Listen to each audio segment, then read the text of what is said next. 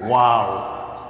Mga amigos, amigas, señoritos, señoritas, compañeros, compañeras, kumusta kayo sa araw ng Sabado ito?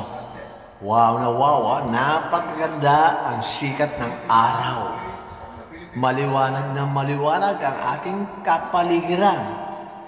At aasahan natin sa buong maghapon ay magiging generally fair weather ang ating matatamasa sa araw nito. Happy weekend po sa inyong lahat, mga amigos, amigas, señoritos, señoritas, compañeros, compañeras. Aba, ilang araw na lang ang ating bibilangin at parating na po ang araw na kung saan ibababa natin ang final verdict, yung desisyon ng bayan, kung sino-sino ang mahalal na karapat-dapat na tumatakbong kandidato. So, very important po yung parating na Mayo 12. At siyempre, kasama po ninyo ang inyong lingkod na si Grandpa na humihiling. Meron po tayong kahilingan na sana ang eleksyon nitong parating na Mayo 12 ay magiging peaceful and orderly, matiwasay, maayos, at kapani-paniwala.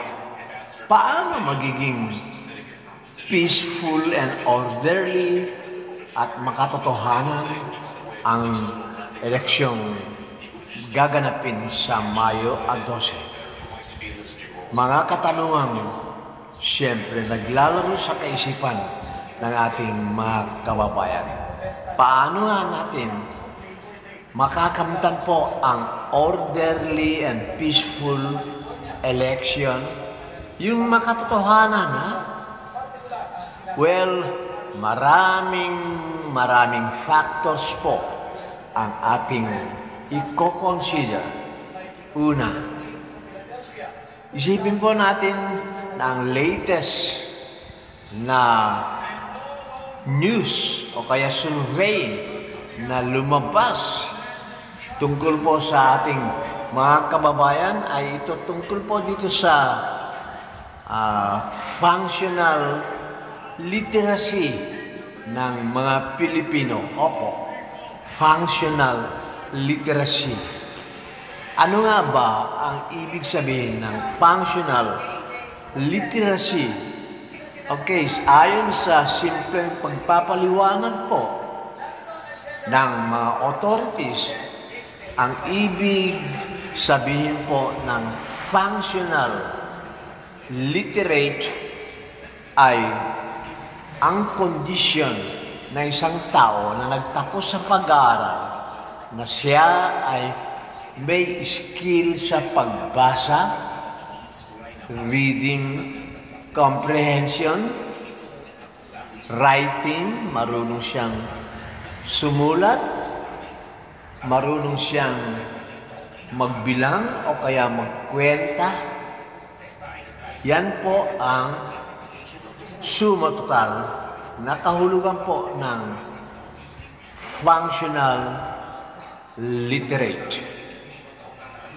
Kung ang isang tao na nagtapos na sa pag-aaral ay may kakayahang bumasa, may kakayahang sumulat, may kakayahang makinig, at may kakayahang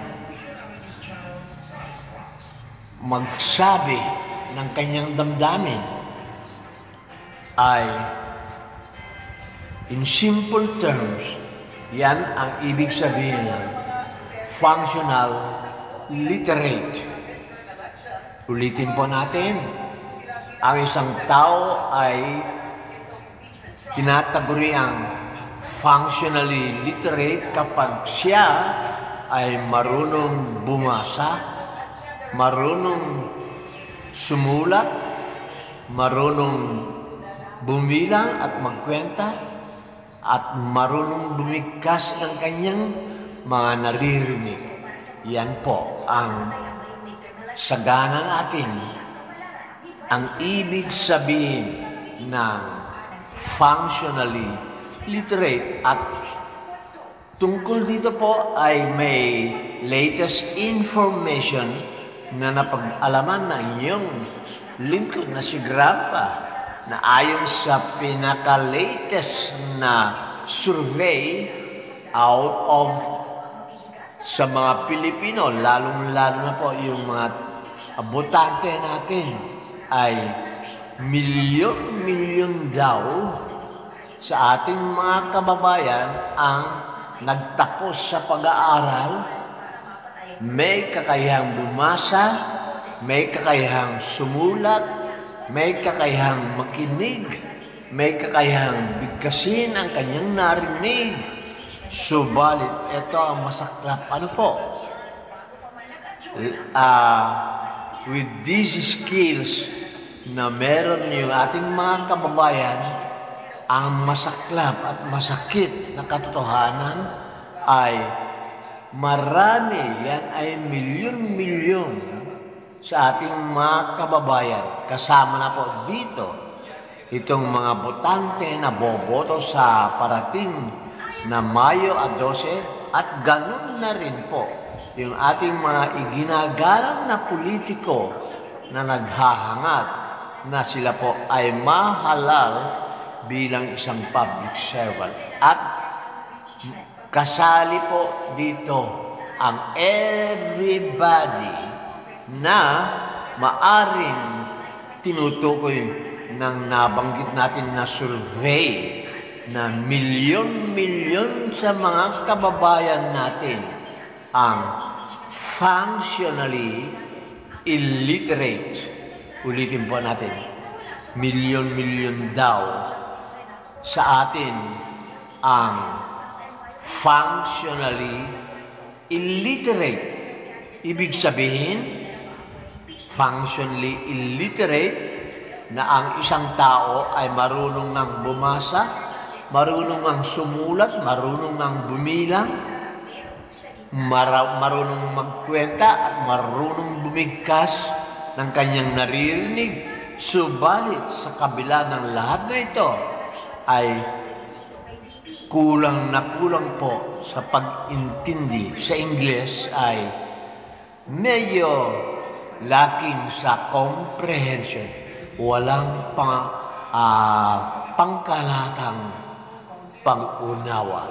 Hindi po niya naiintindihan ang kanyang binabasa, hindi niya naiintindihan ang kanyang isinusulat, hindi niya naiintindihan ang kanyang naririnig, at hindi niya naiintindihan kung ano man ang kanyang binibigkas. Yan po ang larawan at description ng isang taong tinaguriang functionally illiterate na ayon sa latest na survey. Kasali na po ang inyong lingkod na si Grandpa ay maari isa ako dun sa milyong-milyong nakapagtapos sa pag-aaral, marunong akong bumasa, marunong akong sumulat, marunong akong makinig, marunong akong bumilang, at marunong akong magkwenta, at marunong bumigkas ng aking mga naririnig. Subalit, hindi po sapat yung aking pag-unawa. Kulang po ako sa comprehension.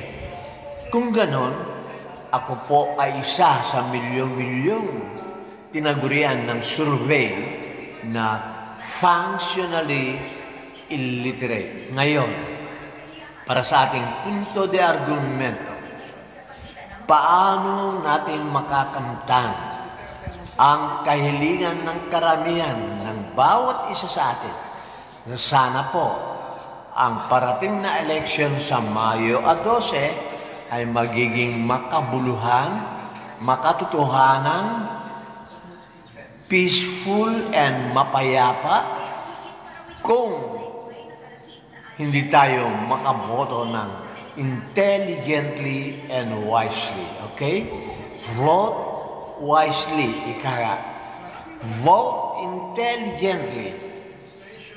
Now, ang tanong, kung ang isang tao ay functionally illiterate, paano siya makakaboto ng intelligently rin at wisely? Yan po ang punto de argumento hatid sa inyo ng inyong kaibigan na si Grandpa na dapat nating pag-iisipan.